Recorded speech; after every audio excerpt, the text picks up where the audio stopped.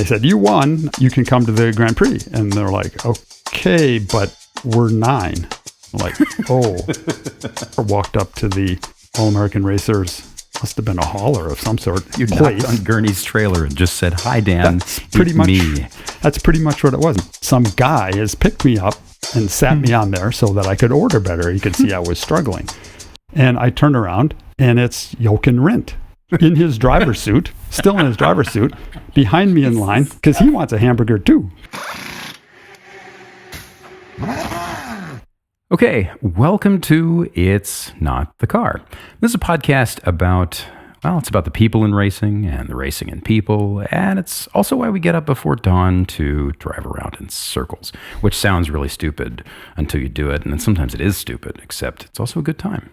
I'm Sam Smith. I'm a writer and a club racer, and I used to be executive editor of Road and Track, but, well, I think Jeff doesn't hold that against me. Jeff, you hold that against me? No, I hold that as that's awesome. That's you and my mom. That's amazing. Executive sounds like pretty awesome, no matter what you're executive of. Yeah. So, and editor sounds really hard because I've had people edit stuff I've written and they're like, this is impossible. You have to start over. This needs too much editing. It's good that you think my job is difficult or was difficult or will ever be difficult. That just means I'm never going to let you see me do it. And we can keep that illusion going. Right. So today's episode, we call this format Jeff Tells a Story. And this one is just Jeff and me today. Ross is off. He's probably just off in the Ross Castle in Seattle, taking care of his many millions of minions. But I've said this before, and I'll say it again. I like this format. I like it a lot, mostly because I'm a huge nerd and Jeff has a lot of stories. And Jeff is like Ross in that he's too modest to really talk about himself. And he's, close your ears, Jeff, I'm going to have to do it for him. Jeff is a professional race engineer and competition director. He's worked in top-level motorsport for decades. He has won 10 IMSA and Grand Am championships. He has won Sebring 8 times. He's won Daytona twice. And he has been in and around racing since he was a very young man. And so our subject today, the story that Jeff's going to tell, is the time that Jeff, as a very young man, went to Watkins Glen for the Formula One race there in 1967 with his brother. When you were 9, right? Your brother was 7? 9, yeah. Yeah, Cole was 7. Yeah. Very, very small Jeff Braun and a very small Cole Brown. Yep. So I promised Jeff I'd keep this short, but before he dives into things, we need to talk a little bit about just what it is that we're diving into. And that is Formula One in 1967. Now, as Wikipedia tells us, you should never find a fact on Wikipedia because they're almost always wrong. And if they're right, you don't know if they're right or not. But as Wikipedia tells us, I'm going to trust Wikipedia here. This is the only piece of fact that I got from Wiki. It was the 21st season that Formula One had been called Formula One. Now, what that means is that, the sport had operated for 21 seasons under a kind of theory and approach that it in many ways still operates under today, right? It doesn't mean it was 21 years old. Before the sport was called Formula One, it was called Grand Prix racing. And that was, it was very similar, but it was also another thing entirely. And that thing had its great years in the decades before World War II. And we won't get into that, but we will do a show on it at some point because I'm a giant nerd, because hold on to your butts, that's going to be a good one. But again, 1967. 21st season of F1. It was also the 18th year that the sport had awarded a world championship for drivers. It was the 10th year it had awarded a world championship for constructors. And the word championship is important there because at this point in history, the calendar also held other races that F1 cars could run in. And those are races that didn't earn you points toward a title. And this is going to sound weird and silly, but it was very common for F1 teams to enter those non-points races for development time or for money or exposure or some combination of all of that stuff and more, right? So the basic numbers we're working with. In 1967, there were 11 points races between January and October. Those Grand Prix were held in order. I'm going to read them all off just because it seems like a short list now.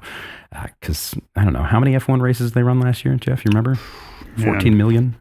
Yeah, like over 20, I'm sure. Yeah. So In 67, it was South Africa. That was the 2nd of January. It's the start of the season. They went to Monaco. They went to the Netherlands, in Zandvoort. They went to Belgium, Spa. They went to France, where they screwed around on the Bugatti circuit, Le Mans, little dinky little woot, woot, woot, woot, woot, in, near the 24-hour course. They went to England, Silverstone. They went to Germany, where they ran on the Nordschleife. They ran at the Nürburgring. They ran F1 cars on the Nürburgring. Man, we'll do a show on that at some point. Yeah. After that, it was Canada, Mosport, Italy at Monza, America in October, Watkins Glen in upstate New York. And finally, they ended up in Mexico on this cool little, circuit in a park in the middle of the city. So the other half of the season, and it wasn't half so much as the other chunk of it, right? But there were 6 non-points races from March to November. And I want to talk about this for a second because it says a lot about where the sport was at the time. So some of those races took place at the circuits, the tracks that were on the points calendar, right?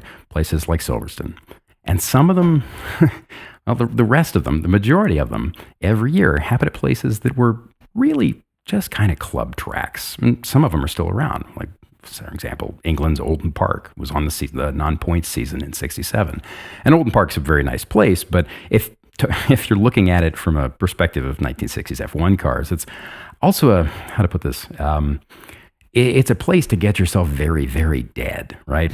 And we're going to come back to the dead thing in a minute, but the sport at the time was it was a meat grinder of epic proportions. And those non-points races, the ones that the big championship teams went to, sometimes that meant that they, those big teams ran their star drivers. Sometimes they ran backup drivers. And sometimes they simply just grabbed some no-name local in a helmet that they wanted to see if it was any good, give them a shot. And the other cool thing about all this, and I promise this is relevant, is if you, for example, owned a current season or older F1 car that met the rules at any of those non-points races, it was a lot easier to show up at one of those than it would be to say, land yourself a spot on the grid at Monaco. And Jeff or I could just show up and get the right papers and money and connection. We could just go. And all of that, everything I just listed, it's from the Nürburgring to the point stuff, it's to the privateers. It's all this amazing and weird little collection of long-lost relics of how F1 used to work. How the world's most expensive and most exclusive form of motorsport, hundreds of millions of dollars if you want to buy a seat for a season now. If you want to go, scratch your inner Lance Stroll itch, which totally sounds like a euphemism for something we won't talk about. But assuming you qualify for an FIA super license and the team thinks you won't chuck the car into the wall, simply leaving the pits, you could, in a way, go into Formula One in the same way you might go into grassroots racing. And in a lot of ways, it felt the same.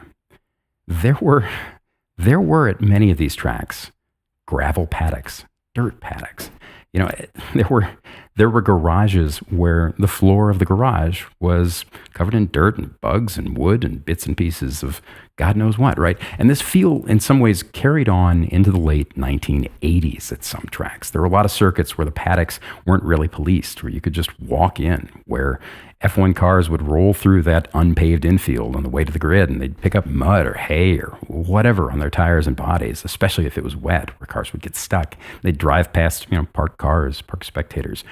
And most of the tracks, like a lot of club tracks today, like a lot of stuff that's left over from that period, they hadn't been designed with any real thought toward safety or runoff.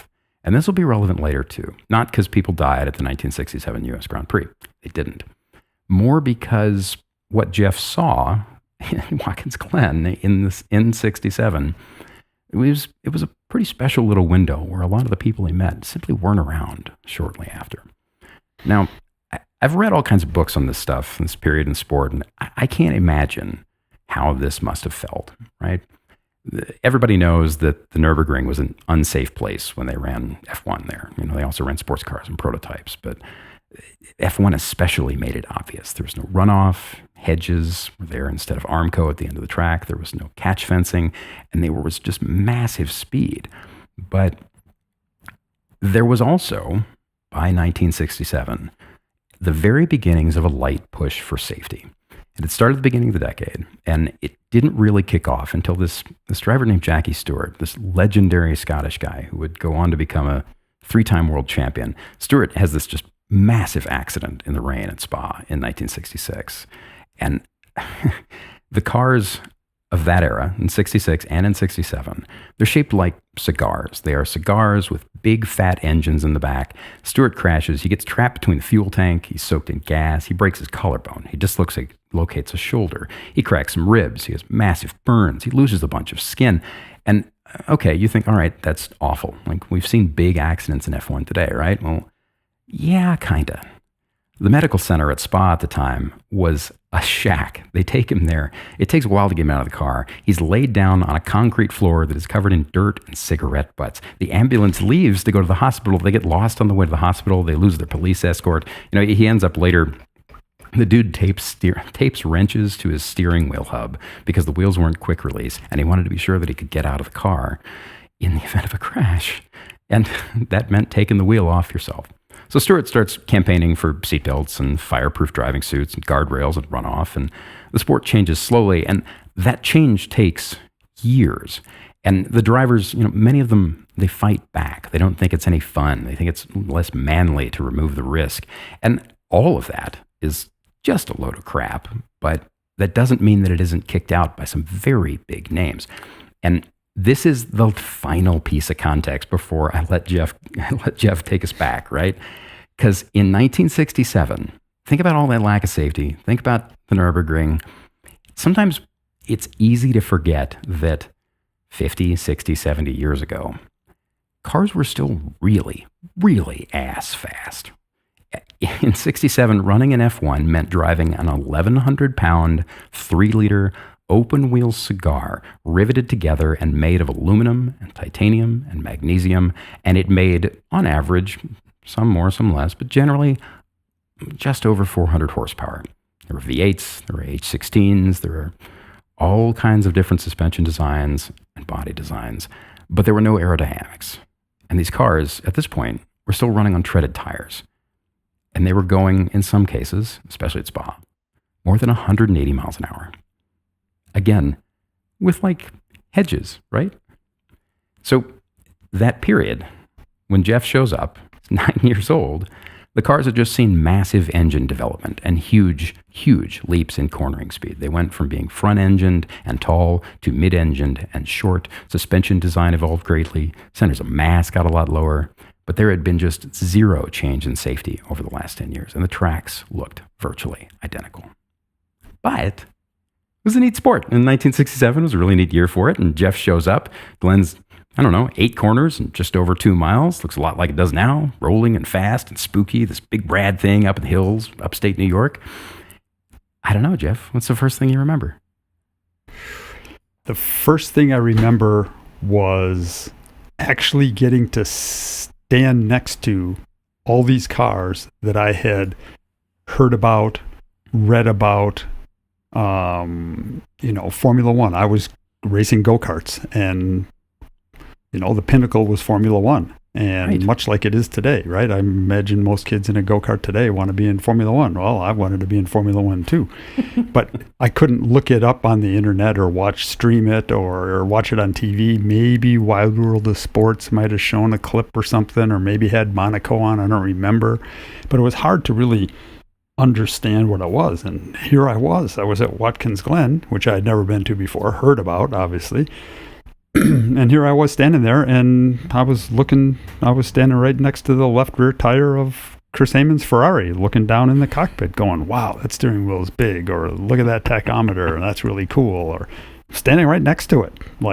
And it wasn't like I had I was just a guy, and there was nobody really around. There wasn't a line to look at it or anything like that.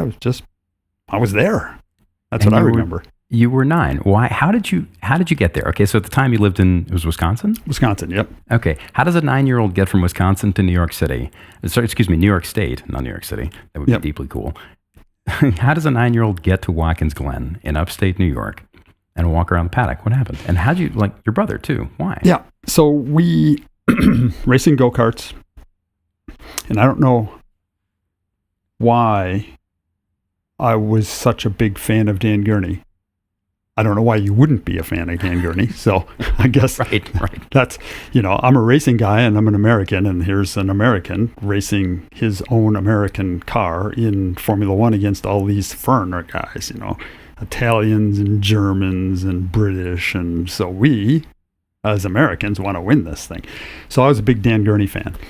My go-kart was painted dark blue like his Eagles. I had number 48 on my go-kart because that's what Dan Gurney had. I was a Dan Gurney fan. Yeah. And then there was a thing. You got to remember, this is mid to late 60s. They had fan clubs, which were a thing back then. You paid some money and you got a newsletter. They actually sent you in the mail and you could open it up, and you got one every month, and it told you about what Dan Gurney was doing. And he called the news or the fan club the Eagle Club because it was all American racers and all the cars were named Eagles. So we became members of the Eagle Club. One time we get a letter and there's like, we're having a membership drive. Whoever can sell the most memberships to the Eagle Club will get a all expense paid trip to the USGP at Watkins Glen. And me and my brother are like, really?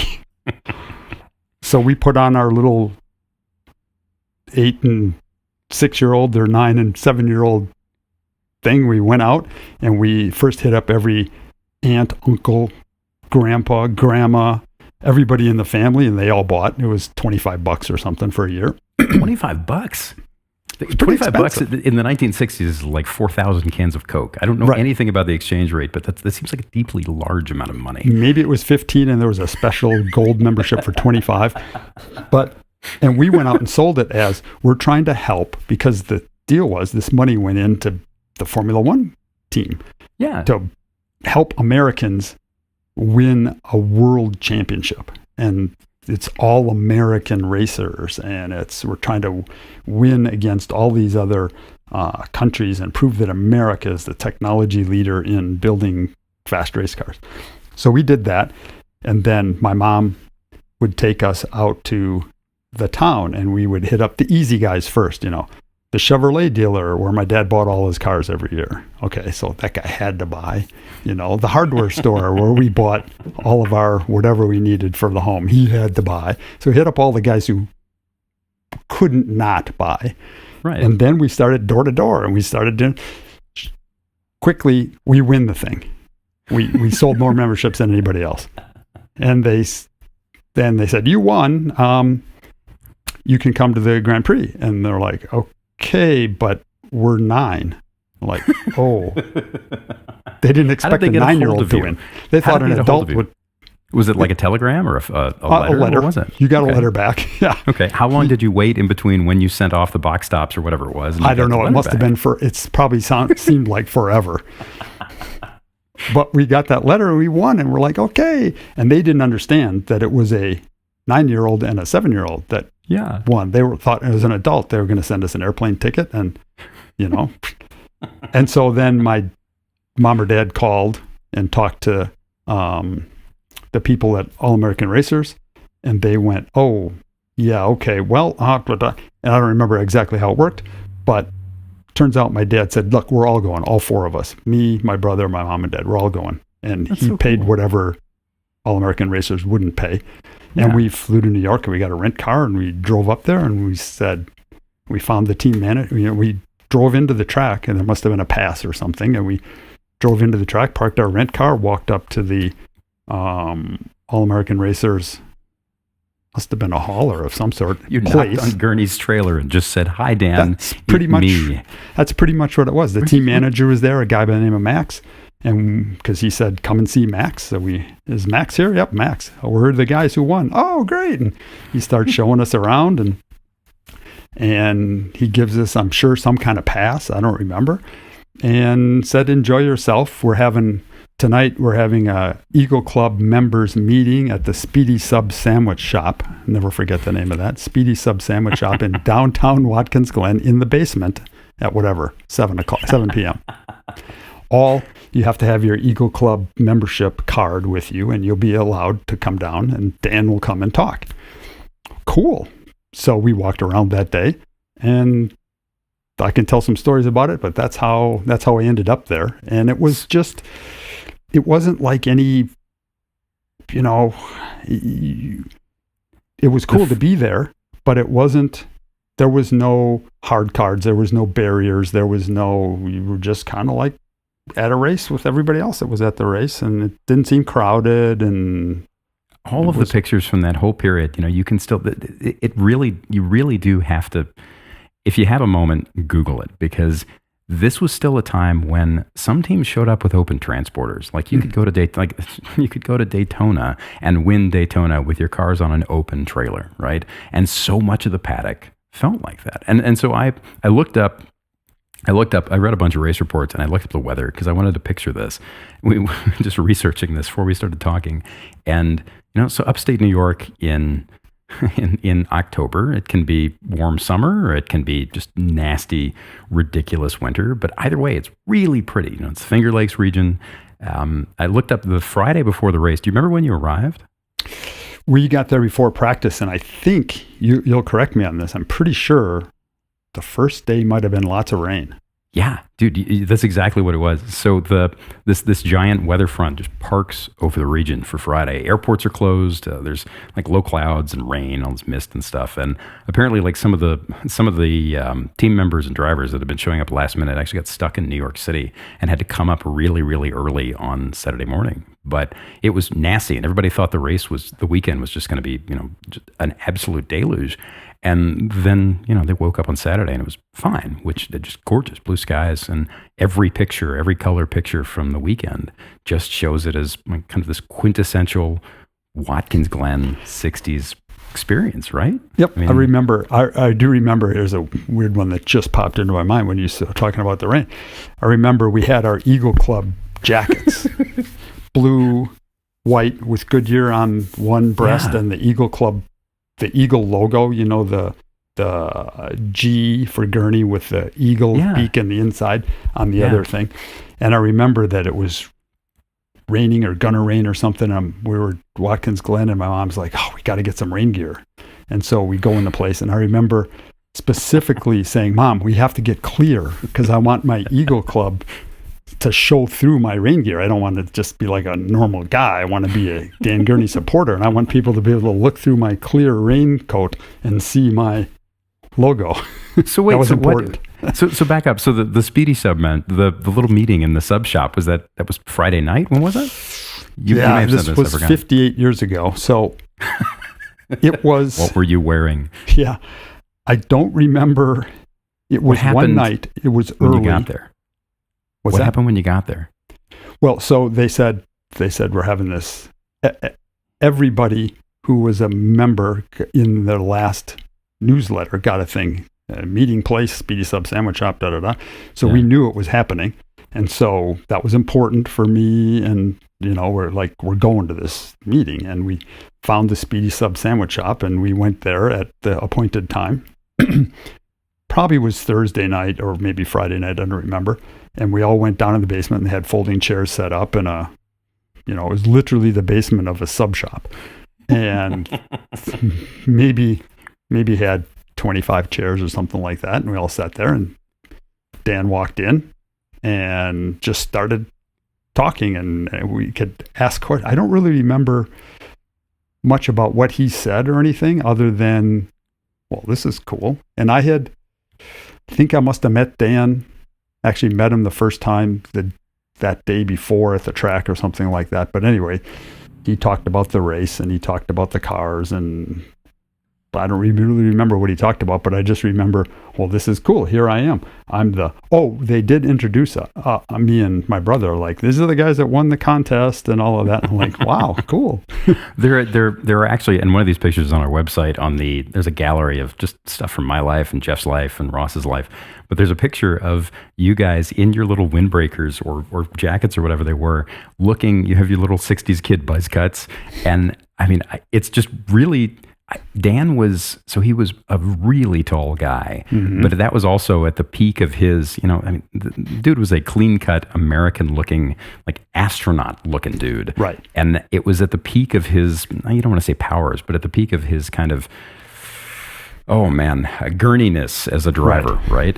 And what was appealing about F1, or appealing about that guy when you were that age?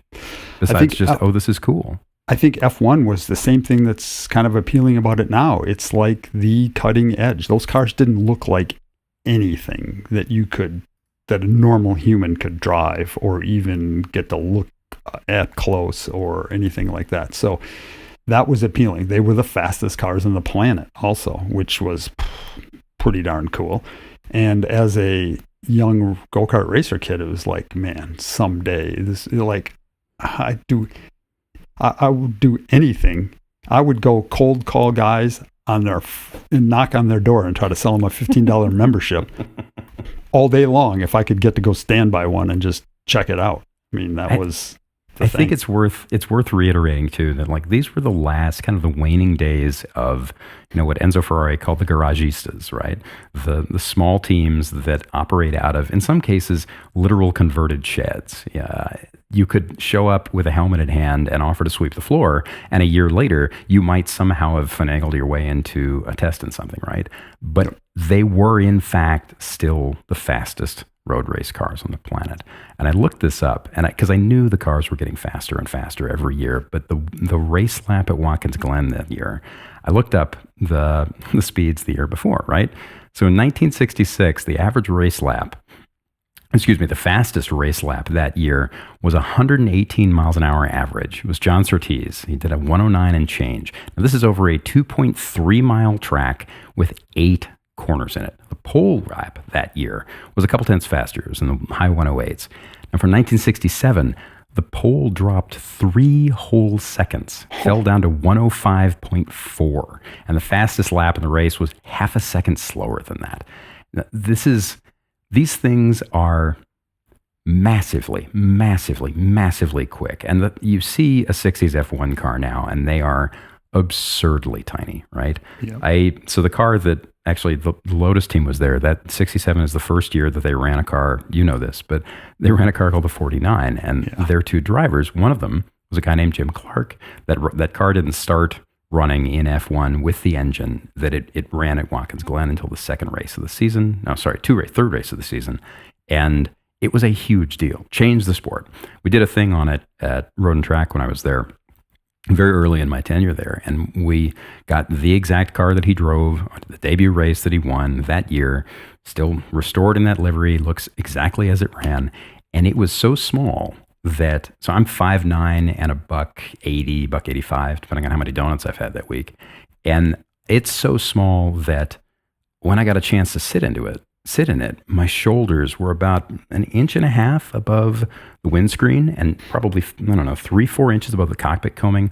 My hair was as tall as the roll hoop, and I could not, Jimmy Clark was a small guy, but I couldn't cram myself in low enough to fit it and drive it and know that, more of me would be out of the breeze than not.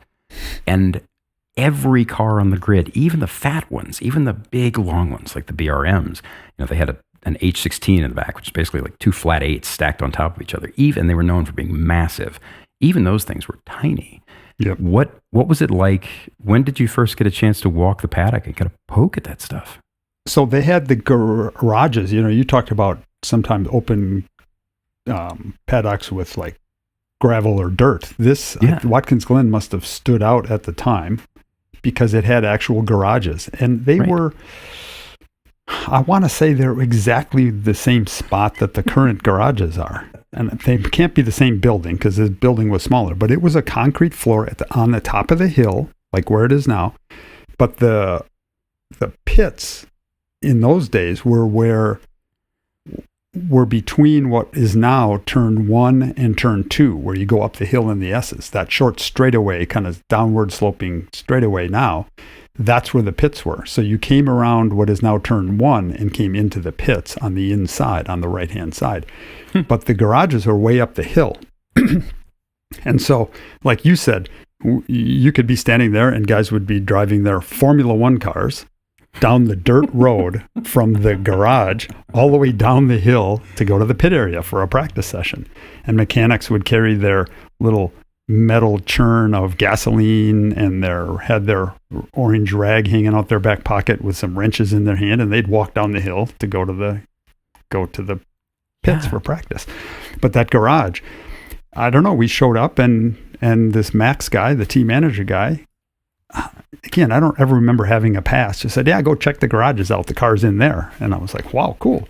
So I remember walking into the garage, and it was this big, it wasn't like an IndyCar garage where it's, there's individual garages. It was a giant building with every Formula One car, however many they were, 20, all lined up, 10 on one side, 10 on the other side, with a walkway down the middle.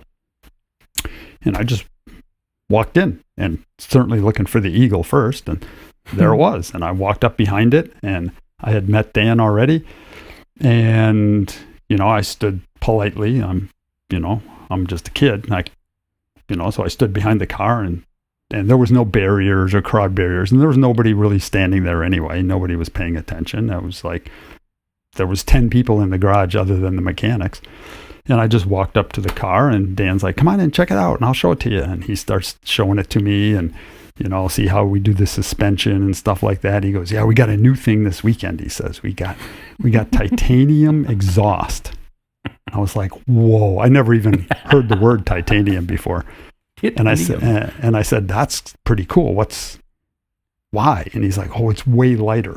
It's just as strong, but see how the exhaust is up high on the car? We want everything as light as possible when it's up high like that. And I'm like, just soaking this in. This is like cool, and the lighter it is, the more power we can use to put to the wheels. We don't have to move all this heavy weight, and we got this titanium exhaust, but it's really hard to make. And this other guy walks up, and I want to think it was Phil Remington, but I could be totally wrong on this, but it was the guy who welded the titanium exhaust. And sure, he's like, it's really hard to weld, and it cracks, and you got to do it like, you got to soak the whole exhaust in like nitrogen while I'm making this up. I don't even know today how you weld titanium, but I should as an engineer. But I'm judging you right now. Don't worry. I'm very disappointed. Smart guys know how to weld titanium, and he was describing how you weld it and how light it was and everything. And I just still to this day remember that's the first time I ever heard of titanium, and it was super. That was their upgrade for the weekend. This titanium exhaust was going to be the thing on the Eagle. And I'm standing there right next to the car, having the guy who built it and the guy who owns it and drives it just explaining it to a 9-year-old. And I think it's worth remembering too. So 67 was the year that Gurney went. So Dan, one of the best Dan Gurney trivia pieces is that Dan remains the only American driver to win a Formula One race in a car of his own design and construction. And he didn't do the whole thing himself. A lot of it was guidance. But the fact that it did happen, and it happened in 1967 at Spa earlier that year. And very likely with the tub, I forgive me, I didn't look this up, but with the tub that you saw that was in that garage. And yeah. Go ahead, sorry. Yeah, well, I mean, I have a letter. I should dig this thing out. I still have it. My mom sent it to me a long time ago. But I wrote Dan after he won Belgium, and I wrote him a handwritten letter as a 9-year-old. Yeah. Dan, nice going in Belgium. Good luck in France, because I think that might have been the next race. Good luck in France, Jeff. And he sent it.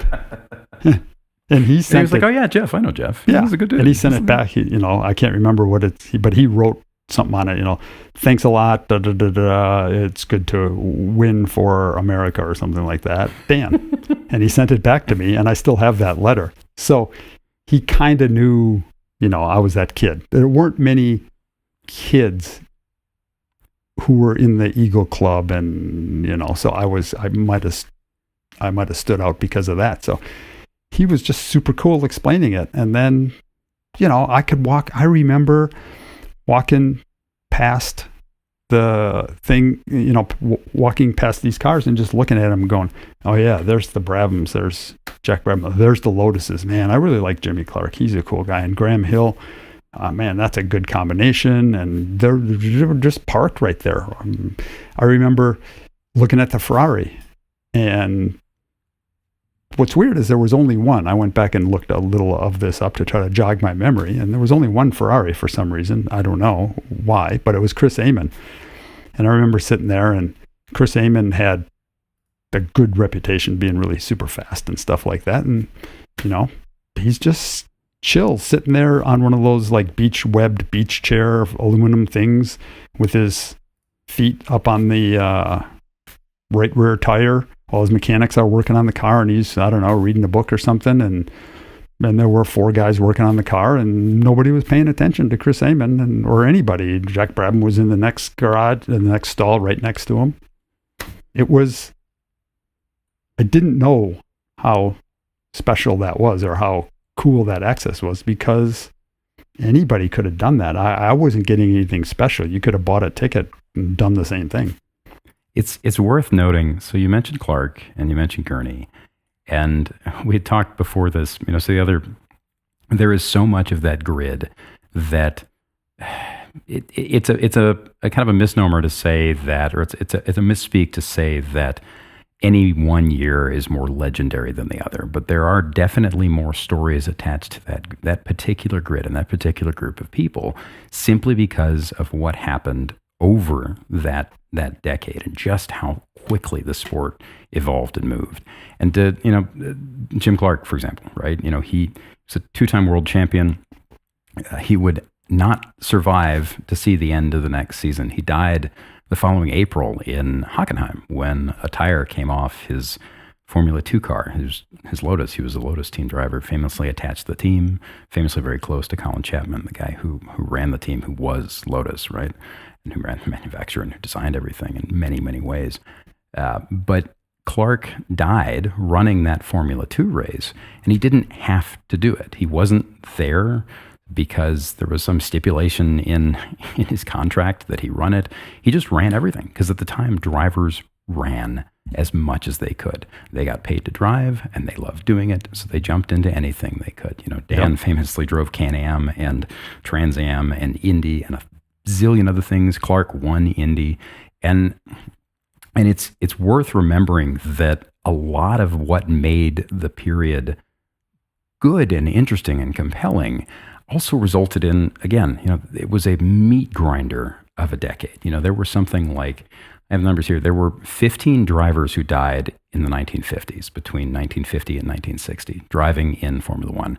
In the 1960s, that number was 14, and in the 1970s, it was 12. And that number did not really start to drop until all of the safety changes that Jackie Stewart pushed for started to be enacted. But it's also worth remembering that those 14 people who died in the 1960s, those 14 F1 drivers, though that number is just people who died in F1. That doesn't count, for example, Clark, because he died in F2. Right. And all of this is not to say, oh my God, everybody died. Look at all the blood, terrible, bad. It's more to point out that the cars were changing so quickly and were so much not a solved problem. Do you remember what happened in the race? Do you remember what happened in practice? So what comes up? Do you remember cars braking, going off track, coming in the pits? What comes to mind? No, I don't. The race, for me, I remember Jim Clark won and Graham Hill was second, the two Lotuses. And I remember kind of along the lines of talking about the cars. And I really wasn't interested in engineering at that time, or I was interested in the cars because I wanted to drive one of these suckers and how cool it was and how did it work, which I kind of guess ended up resulting in me being interested in the engineering side of it. But I remember standing there talking to Dan at another time in the garage area, and he's like, I said, so what? I remember the Lotus was new and it had just won, and it had yet to become the famous Lotus 49, but it was on its way to being that. And I was asked Dan while we were standing by his car with his titanium exhaust and everything. I was like, so that Lotus is, so Jim Clark, he's really fast because he's got that Lotus 49. And he's like, yeah, he's got the best car, but he's the best driver. And I'm like, really? The best? He's the best driver here? He goes, yeah, he's the best. He's the best. And I remember thinking, wow, Dan was, he was a humble guy. He wasn't going to say he was the best. And he's like, and he said, I think the up and comer is that Jackie Stewart guy. If he ever gets in a good car, he's going to be really good. And he said, natural talent, I think he's like equal with Clark. And he went on to be, the dude went on to win 3 world championships and be heralded as one of the pinnacle of a certain type of driving, and just a legend in 1,000 ways. Right. Just and you had another legend being like, yeah, he's going to be good. He's not bad. He's pretty good. He's going to be good. He was in that big clunky BRM, which was not very good, I guess. And so, and that was just a conversation with another driver. And he was saying, he was, Jim Clark was the guy. He was the best. And what he didn't say, was he was the best in the best car. And bam, that's how you win lots of world championships. And that leads into what I wanted to kind of touch on, is the idea that, today Max Verstappen is the best on the grid, ends up with the best car, and boom, there's a long period where Verstappen goes out and Verstappens the hell out of things, and then he's Verstappened everything, and everybody's like, wow, we got Verstappen today, and the whole season is just a litany of, a litany of Verstappen winning things, a litany of wins from Verstappen. But in the period at the time, so the 49 comes out, and the 49 is an interesting case, right? It's a revolutionary car in a dozen ways that we don't have time to talk about here. But one of the things that it did was it debuted an engine that would go on to all but dominate Formula One for the next decade and a half, I guess. And let's just say decade. And it debuted a type of construction that had never really been solved for in Formula One especially, but use the engine and the gearbox, the transaxle, as a stressed member, right? And that had been done before, meaning stressed member, meaning suspension and the brakes, the whole back half of the car. If you unbolt the engine from the car, you're unbolting all that stuff from the front of the tub. And the combination of the guy who designed it, the people who designed it and the market came out of, which was known for doing remarkably forward-thinking stuff, the guy driving it, who was known for being just simply one of the best in the world, if not the all-time best. Smooth, easy on equipment, blindingly fast, wonderfully nice guy, and a decent amount of luck. You would look at that and think, okay, well, sure, Lotus won the Constructors' Championship, didn't win the Constructors' Championship that year, but they came very close. Of course, it was a good car, except. And this says so much about the period. So that car and engine combo, the Cosworth V8 that was in the Lotus 49 and the Lotus itself, they show up 2 races into the season. It replaces an inferior car. They run 9 races that year, and it's driven by 2 of the best people in the world, right? Clark and a guy named Graham Hill. And yet it breaks so much that season. They are sorting it. They're trying to figure it out. Hill only finishes 2 of the 9 races that the car runs, and Clark only finishes 6. But, I'm sorry, I'm looking at my notes. Lotus didn't win the Constructors' Championship that year. So, and that ties into how dynamic the sport was at the time. People were not seen as consumables, but they were very close. And the cars weren't seen as unsolved problems, but everything broke all the time. And Jeff, I dug up a list of all the stuff that broke in this race. Do you want to hear it? Can I read it off to you? I'm curious if you remember any of this. Yeah, I want to hear it, because it's amazing to me. Again, I flash back to when I was there. Yeah. And I don't remember mechanical reliability being a thing, because I think it was a thing. It was a standard thing, oh, that car broke. Well, okay. The Lotus had a reputation. Wow. I mean, Colin Chapman was famous once for saying something along the lines of, the perfect car is the one where every part fails 5 feet after the start finish line. Because if it doesn't, it was too heavy. Right. And he built his cars like that, and they would always break, and suspensions would fail and stuff. But nowadays we all think, well, that's ridiculous. What a bunch of bozos. They didn't know anything about anything. But nobody was like, oh man, that car broke. It was like, oh, wow, that guy finished with no problems. I mean, that was more the oddball thing. So yeah, what's the list of things that broke in that race? Okay, so the race is 108 laps long. So it's like, lengthy, but it's not a slog. It starts at 2:00 in the afternoon. It's sunny. The Glen is, let's say at that point, it's decently hard on cars, but not it's not known for being a car destroyer. And the race is like Clark and Hill essentially kind of sort of run off, not really. There's a bunch of lead changes in the top 10. But for the most part, Clark starts second. He wins. Hill finishes behind him. And the list of things that happens. So there is a third Lotus that has electrical problems because, I don't know, insert your British car Lotus joke here. A Honda has a fuel cell come apart. Bruce McLaren's McLaren has engine problems, but he's dealing with it until the car hits oil on the track, slides off, damages an external coolant pipe under the car, this big long coolant tube that runs the length of the car, underneath the car, because of course that's where you would put it, and it loses coolant and overheats. Gurney, in his Eagle, one of the pins holding a front suspension A-arm to the upright breaks, comes loose, so the suspension comes apart. He has to park it.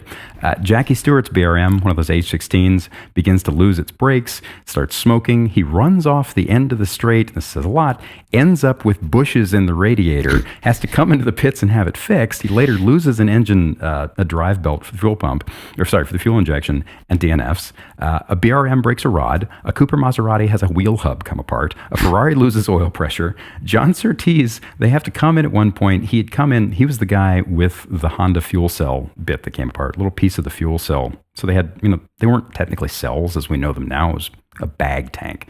So, riveted aluminum housing or whatever they made it out of with rubber bladder inside of it. Piece of the bladder came apart, clogged the pickup. He comes in the pits. They get it out. He goes back out. He's running. Car starts misfiring. They come in. He's in the pits for a smidge of time while they figure out what's going on. They eventually just pour water over the fuel injection metering unit to cool it, and on and on and on. And it even carries into Clark, the leader, who, remember, one of the best drivers in the world, if not the best, in the best car on the grid. A weld in the rear suspension breaks. One of the wheels nearly comes off, and he starts lapping slowly, and the pack is behind him. Except the pack is pretty far behind him. Graham Hill, British man, if you've never Googled a picture of Graham Hill or seen a picture in a book, you should, because he is the most British racing driver a British racing driver has ever been. His mustache is all-time excellent. The best. But his car is also broken, but it's still running. It's just running poorly. So he's second. He is 45 seconds down when Clark's rear suspension breaks. When they finish, he is only 6 seconds down because Clark slowed down, but he still won. Third place behind Hill is a whole lap back. Fourth is 2 laps behind that. And it's at the time, the race reports, they don't say it was an absolute carnage. Everything came apart and everyone was dead. All of the things just broke. Every single bolt fall off. No, what they say is, it was a pretty normal race. Standard race. Yeah, Lotuses did okay. Yeah. That was how things worked. It's amazing. I think that reminds me of another. It might have been Jim Clark or Colin Chapman, but it was the goal. It was said in this era, the goal is to win the race at the slowest possible speed. Right? Because if you don't, you're overstressing the car, and that was the thing. Clark was known, like you said, for his ability to take care of the car. And Gurney actually had a reputation for having no mechanical sympathy, as they said back then, just going way too hard and the thing would break. And he'd be like, Dan, just relax a little bit. Don't press it so hard and you'll finish more races. That was the knock on him. Nowadays, people who, we go to a Formula One race or IndyCar race or the 24 hours of Daytona is a sprint race. Nobody saves anything. There's never a driver for 1 second that goes, I'm going to take it easy on the brakes. I'm going to be a little easy on the gearbox to make sure it lasts. Heck no, you're going flat out as fast as it can go every lap, unless you're saving some fuel, and then you're still using the car to its fullest. So it was a different game back then. So one of the things that you sent me some notes before we kicked off this taping, and one of them just says Glen Motor Inn, Dan, Clark, and Hill in the pool. And for those who don't know, the Glen Motor Inn is a motel up on the ridge over the Finger Lake that leads, at the bottom of that lake. I say bottom, but at the tail of that lake is the town of Watkins Glen. And the Glen Motor Inn it's still there. It's no longer called the Glen Motor Inn, but it was like the Speedway Motel. It was where everybody stayed. What the hell happened at the Glen Motor Inn pool, Jeff? Well, I guess the Eagle Club winning that contest thing, they provided accommodations, and I guess the All-American Racers had rooms at the Glen Motor Inn, and that's where they put us. And so we had two, because my dad bought one, and we had one from winning the contest, so we had two rooms. And one morning, and I don't remember which morning it was, it could have been, I don't know, unlikely race morning, but it could have been. My brother and I are like, the pool's right out. It was one of those motor court things, right? So the rooms kind of horseshoed around the pool. The pool was in the middle. And when I go swimming, we're kids, hey, there's a pool out there. Let's go swimming. We're not going to the track for 2 or 3 hours. Let's jump in the pool. So we got our swimming suits on and went out, jumped in the pool. And there was Dan in the pool too, kind of sitting on the steps or whatever, just chilling. And we swam up and we started talking to him and da-da-da-da. And then there were some other guys in there. And another guy comes up and Dan says, hey, he says to me and my brother, he says, hey, this is my friend Jimmy. He's the guy who drives the Lotus. And I'm like, oh yeah, Jimmy Clark. Yeah. Okay, cool. And Jimmy's like, hey guys, how you doing? Da-da-da. And then another guy rolls up, and I knew immediately who it was from the pictures. It was Graham Hill. And Dan's like, hey, this is his teammate, Graham. He's Jimmy's teammate. Hey, Graham, how's it going? And I don't remember much more. We just, cool, great. And we did our swimming thing, and there were Jim Clark and Graham Hill and Dan Gurney all just chilling in the pool before they went to the track. I mean, just as you can't imagine so much of what we've talked about today, it's really hard to imagine, like, I don't know, staying at first of all, a motel, and then Verstappen and Hamilton and just half the grid walks out and it's like, oh, hey, yeah, what's up? Cool. Right. We're hanging out. We're swimming. And you're 9. And it's just, right. It was, how long did it take before you realized how cool all this was? Years? Had to have been, right? Years. Because it seemed, the next year we went to, didn't win anything. We just were big fans. And we went to the Canadian Grand Prix at Mossport. And a similar thing happened in the basement of the hotel. Some guys were shooting pool, and it was Dan and Chris Amon or something shooting pool. And we were down there there was a snack bar you could get down there. We got a snack and hung out with those guys. And it just seemed kind of normal for us at the time. And it wasn't, again, that we had any special access or anything.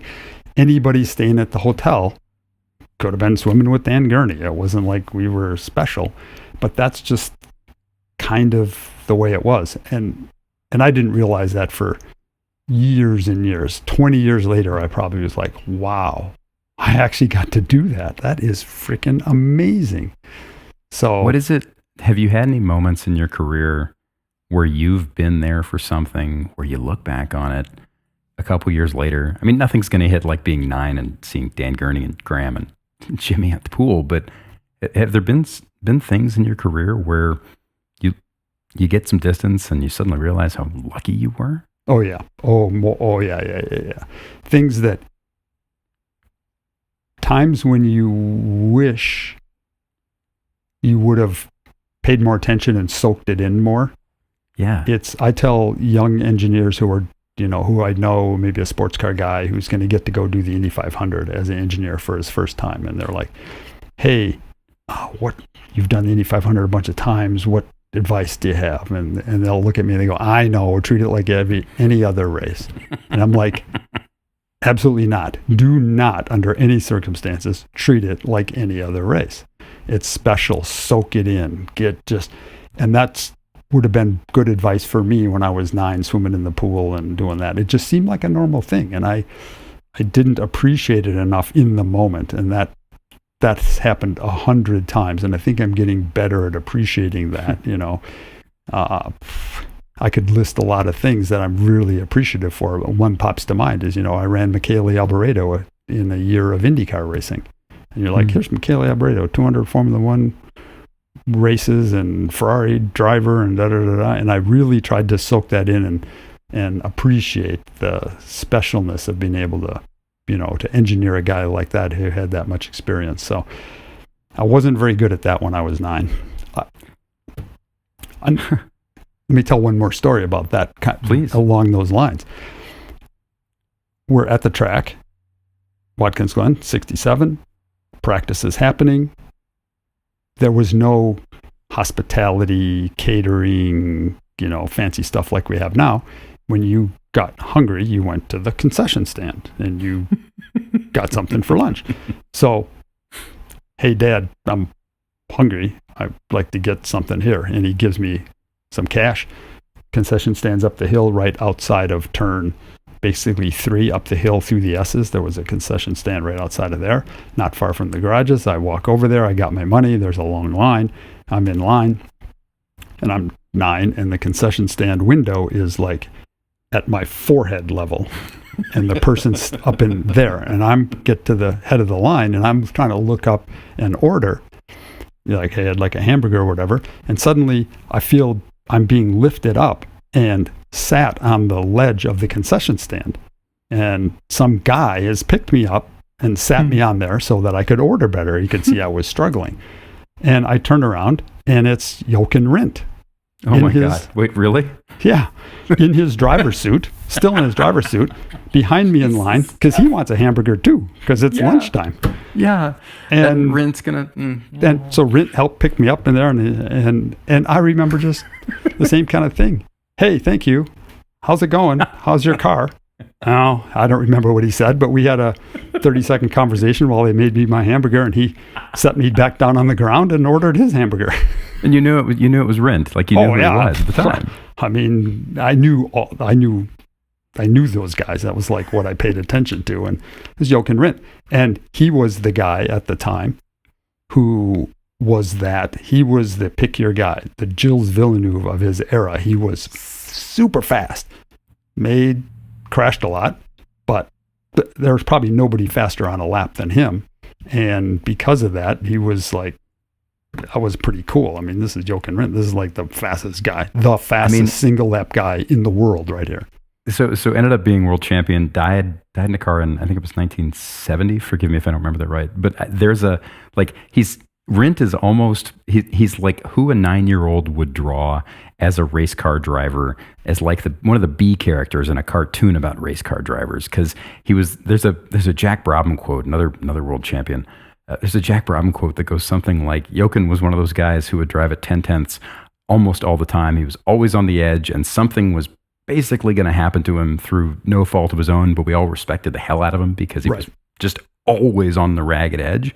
And like, that's exactly what, like at 9 years old, that's what I thought every race car driver was. Like yeah, he was that guy. I remember I was a big fan of his. I always watched his career, and I watched him go to Indy the first time when we went down there for practice, and he's driving around at Indy, had never been on an oval, had no idea, but it was just fast. I mean, he was fearless. He's the guy I've told the story about. It starts raining at Indy, and he comes in the pits when it starts raining, and this was told to me we were there that year, and it was told to me like an hour after by somebody who witnessed it. And Rindt comes in the pits, and he said it's raining, and the crew goes, yeah, I know, get out. And he goes, no, I'll just wait here. And they're like, well, it's not going to dry out. It's going to rain for like an hour. And he's like, yeah, well, put the rain tires on. And they're like, where they famously never do that. Right. At Indy, put the rain tires on. Right. And Rindt's like, yeah, put the rain tires on. And the crew's like, oh, we don't have rain tires. And he's like, oh, man, I thought I was set up with a good, I'll wait till you get them mounted. I'll just sit here. And they're like, no, we do not have rain tires. Like, there aren't any in the whole, we don't race in the rain. We don't go out when it's raining. And he's like, what? And he was confused, and finally he got out and it didn't register. Like, yeah, why don't we just put rain tires on and go 180 miles an hour into turn 1 on an oval? I love the notion that, like, in that period, you could be one of the world's absolute best road racing drivers and still not have really a clue that they didn't run at Indy in the rain, and for good reasons, right? And just the notion too that like Watkins Glen, you know, we're so used to now with everything being 2 taps on a phone screen away, knowing how to get everywhere, knowing what everything looks like if you punch it into Google in 30 seconds, 10 seconds, 5 seconds. We're so used to having everything feel like our backyard. But the Glen was a really rural place, and you could show up there and Rindt could be walking through a crowd and no one would know who he was. And yet the sport was still all so huge, right? I want to close on, we're about out of time, so I want to close on one last thing that really just says so much to me about the period. That year, there were tens of thousands of people at that track. It was jammed, and it got jammed every year for years to come, as long as they ran F1 there. But at the end of the race in 67, this is so much about the sport then, so much about how people felt about it, and so much about how, I don't know, how kind of, not lackadaisical, but how just like, kind of laissez-faire they were about so much. At the end of that race, after Clark wins, the crowd in the stands, there were still stands as there are now. There's big grandstands across the front straight, no, not the front straight, I guess the pit straight at Watkins Glen. And when the race ended, the crowd was so massive that it climbed the fences and just goes pouring across the track and into the pits, and nobody could stop them. And they just filled the pits with people and the cars, and everybody was mobbed. And there are op-eds from the period, and one of the race reports I read said that it was, the writer was peeved because he was like, this is not safe. We cannot be doing this. And yet it happened. Like there was no structure in place. There were no rules, nothing to things. It wasn't allowed, but it still went down. And it's hard to reconcile that with the sport the way it works now, with any chunk of pro road racing or racing in general. Exactly. That guy was mad. This is the flag man used to run out on the front straightaway across the stripe, jump up in the air with a checkered flag, and wave it as the guy came by. And then Colin Chapman would run out on the front straightaway and throw his hat in the air every time that he won. I mean, that didn't seem too safe. At the time, it seemed pretty like normal. That's how they always did it. But I think that's as good a note to end on as any. So with that, we are out of time. That's our show. As always, thank you for listening. We appreciate you, and we're really glad you're here. We're really glad we get to do this. Thank you for however you found this podcast. The YouTube channel's gotten a decent uptick in audience lately, and the audio stuff has gotten a decent uptick as well. If you're listening, it means a lot. Thank you. We made this show, and we continue to make it because we like it, and we just wanted to see something that looked at the sport this way. So it means a lot that people care. Exactly. It's great to see people enjoy it. They might even enjoy it as much as we do, but I'm not sure. It's just a place for me to come and be nerdy 4 times a month. So with that, I'm going to have to read us out, and I will read us out because I'm assuming, Jeff, you don't want to read us out. No, that is not me. That is not me. Go for it, Sam. So It's Not the Car is produced by us. I'm the show's creator, and you can blame me for literally everything that goes wrong.